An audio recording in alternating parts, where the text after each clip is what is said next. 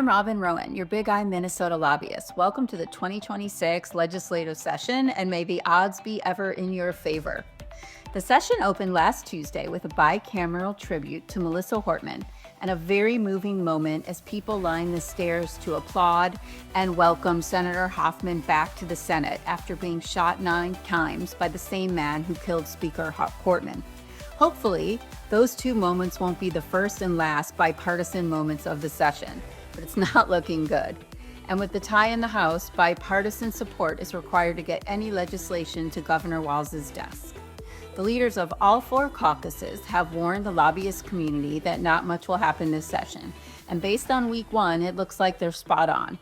It's not a budget year, so there's literally nothing the legislature has to do in 2026. However, there will be a lot of politicking and positioning in anticipation of the upcoming election, where each party hopes voters will give their party an edge and the majority in 2027.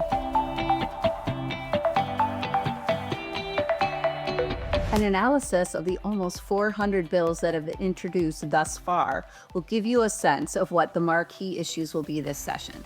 It shouldn't surprise anyone that there are a significant number of bills addressing ICE activity, gun violence, school safety, and fraud.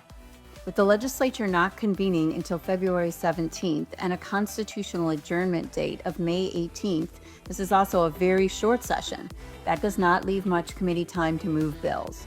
This is especially true in the House, where the GOP and the DFL alternate which party holds the gavel, giving each party half the number of hearings to try and move their priority issues. With all of this as background, there are bills supported by the Big I that we would like to get across the finish line. The first is House File 3389, which would require the DOC to grant agents up to 4 CE credits for active membership in a professional insurance association like the Big I. Active membership means that you have to serve on the board of the association or on another formal committee, meaning you just can't pay dues and do nothing else and expect to get CE credit. The bill was heard in House Commerce last week and will be laid over for inclusion in the committee's possible omnibus bill. We are making this bill a priority, not just because we want to make it easier for our members to get CE credit, but also because we believe membership in the Big I Minnesota helps members become better agents.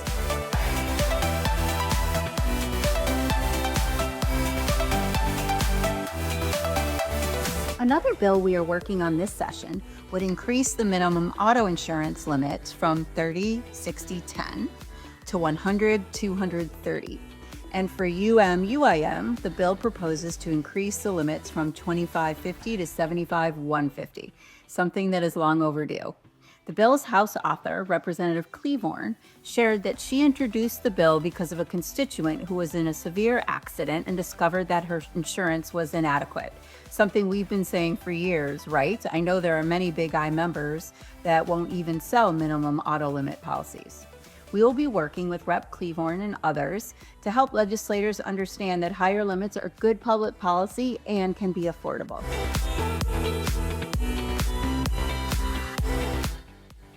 Lastly, I want to spend a few moments on the possibility of tort reform in 2026.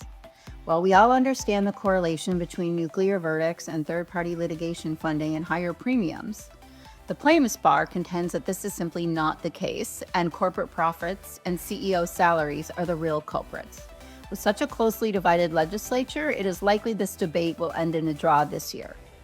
However, DFL Senator Judy Seeberger is a fierce tort reform champion, and if anyone can break the deadlock through sheer force of will, it would be Senator Seeberger, supported by our industry and the business community.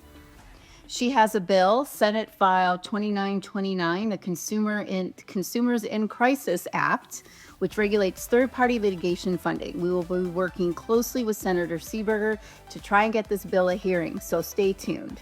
If you want to be actively involved in any of these issues, please consider joining the legislative committee.